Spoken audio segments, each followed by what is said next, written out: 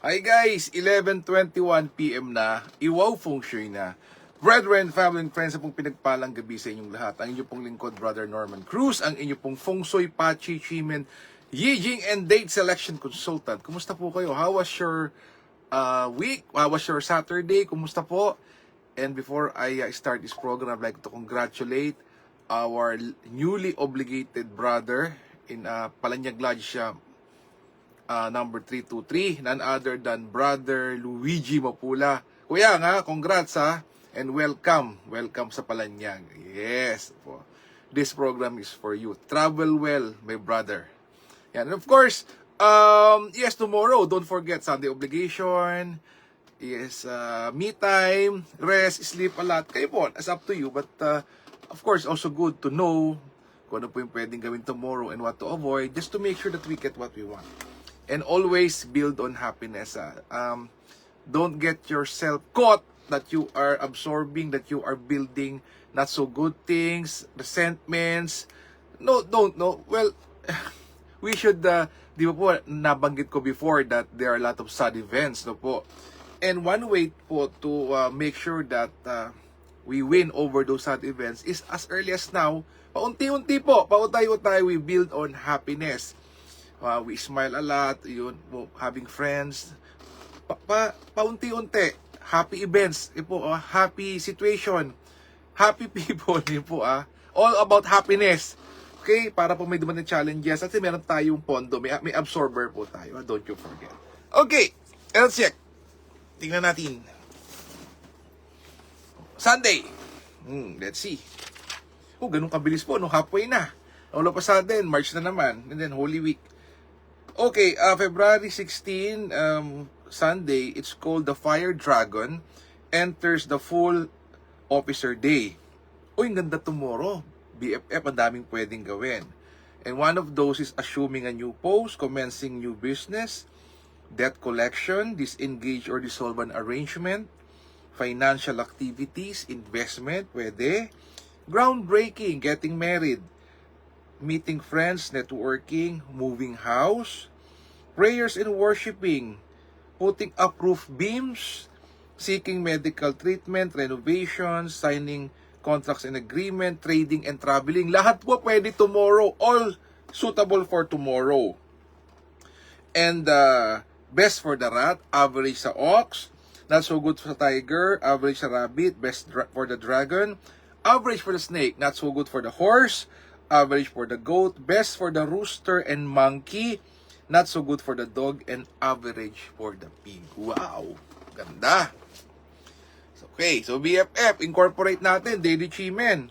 Para po if your animal sign is not so ideal tomorrow, at least meron kang pang daily chimen. Okay, silipin po natin. Okay, daily chimen.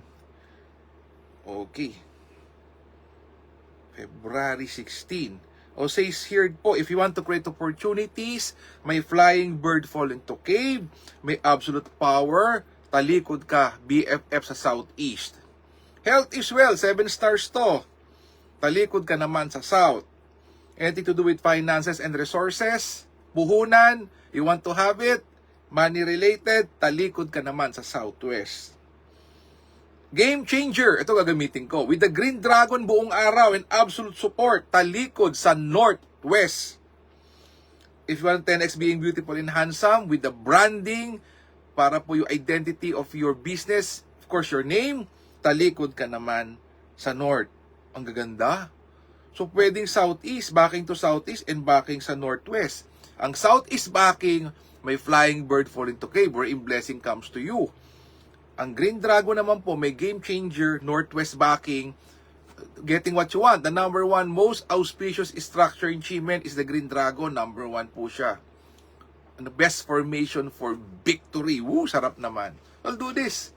Full day na po to BFF ha. Para po naman, pag tayo po nag-identify po ng mga hourly Chimen, tomorrow baka sumobra tulog, or tomorrow may pasyal po, summer out there, mahirapan pa, but this is whole day BFF. So, now until 10:59 po, tomorrow po. So, PM. So, kahit din after the moment you watch this, o BFF, gawin mo na, whole day So, paano? For the first timer, nakaupo, gumamit ng compass, dapat nakatalikod ka sa southeast or northwest. Gagawin ko northwest backing.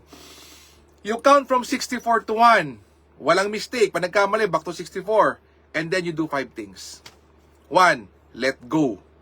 2, open up for new possibilities. 3, magpasalamat. 4, you ask for what you want. And 5, donate. Baka nakalimutan na, hindi po ba? Donate. Don't you forget. Especially tomorrow, Sunday, you may go to mass or church. Saktong-sakto po yun. Pwede rin pong online donation. Up to you. So, yun po BFF. Hindi ko na po i-discuss yung hourly achievement because yung pa lang po sa daily achievement pa lang now until 10:59 p.m. tomorrow night, ito po yung ganong kahaba po yung maganda nating mga structure. Again, BFF, let us continuously to be happy. Share the blessing of happiness. Let's build on happiness. Let's invest on happiness. Huwag na po doon sa mga what if. What if? Sana ako yun, but hindi. Huwag na po. Let's enjoy the moment. Let's enjoy the present. What we have, magpasalamat tayo for that. We let go of not so good things, mga lost opportunities, let go na natin. Then we open up for new ones which might be better for you, better suited for you, that will make you more happier. Because that happiness na nakuha po ng iba na sana sa'yo, maybe, well, we'll never know. Mahaba, but the most important is ikaw. BFF, ikaw. That lost opportunity will be replaced by something bigger, something worthwhile, something really tailor-fitted, designed for you. Hindi pinilit, hindi binaraso. Talagang binigay sa'yo. Mas maganda po yun. And that will make you more happy. Again, BFF, build and invest on happiness. Paunti-unti po. Kahit small wins. Kahit maliit lang po nakatatawa. Let's build on that. Para po when sad events come, we are better. Meron tayong pondo. We get over that. We are winners po sa mga events na yan. Again, BFF, let us continuously pray for each other because we'll never know if someone out there na nakikinig nito is in the yin side of life. Hi to Aya Ariel! Aya, maraming salamat yung sa kanina and of course yung yesterday natin.